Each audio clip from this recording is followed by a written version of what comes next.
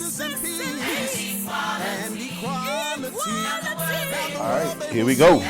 Game Changers Media Network, Game Changers Magazine, Voices of the Village podcast. Today I'm with Miss Yolanda Wright. How you doing today, Miss Wright? Good. Good, good. Miss Yolanda Wright, you are a part of Restore, Revive, Renew Ministries. What inspired you to start the Restore, Revive, Renew Ministries? Well, actually, I started it in 2013. Okay. I went through a divorce around 2009 Okay. after being married for 17 and a half years. Wow. And I was a church girl, but still a church girl. Okay. My dad, deacon, my mom, working in the church. So I was raised in the church, also a musician, choir director. So I was a church girl, born and bred in the church. Right. So my parents were married for 55 years.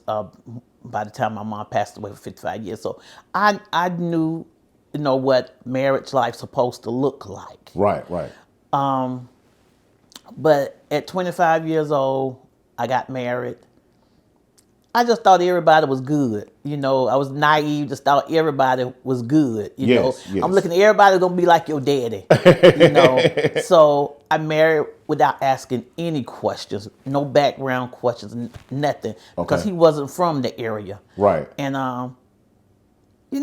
saw signs, ignored signs. Right. Got into this marriage and first it started out with verbal abuse. Okay. And then it escalated. Didn't even realize that he came from a family of generational alcoholism. Right. So alcohol played a huge role in the abuse. Okay. And after 17 and a half years of dealing with this and hiding it from my family, the church, I finally had to walk away. Wow. And I left with just garbage bags full of clothes with me and my daughter. Okay. Well, the term when when you're tired of being sick and tired. Yes, sir. When you do something. Well, I was finally tired of being sick and tired. Okay. After years of verbal and physical, abuse. So fast forward to 2013. It was actually the idea of my former pastor. Okay. That I should start a nonprofit. I was already out in the streets doing the work. Right. But I was doing it as a hustle. Because I didn't know anything about how to organize a nonprofit. Right. So I was out there feeding the homeless, clothing the homeless, going to the shelters for the battered women. Right. I was out there doing the work, but I didn't know anything about organizing, getting it legally done. So you had a heart for people. Yes. Okay. I have a heart for people, and I've always had the servant heart. Okay. And so I started in 2013, and then my mom got sick. Right. And I had to become a caretaker to her. Okay. And those years she battled cancer for a long time. So I was still doing the work, but like I said, it was as a hustle. I wasn't organized. Right, right. And then my dad got sick, and I became his caretaker. And then he passed away last year. And he told me, he says, I want you to live. He says, this is what I want you to do. I want you to live. He says, you've taken care of me. You're taking care of your mom. Now I want you to live, and I want you to do the things that make you happy. Right. So I was determined I was going to get organized and relaunch this nonprofit the right way. Okay. And that's where it was born again this year.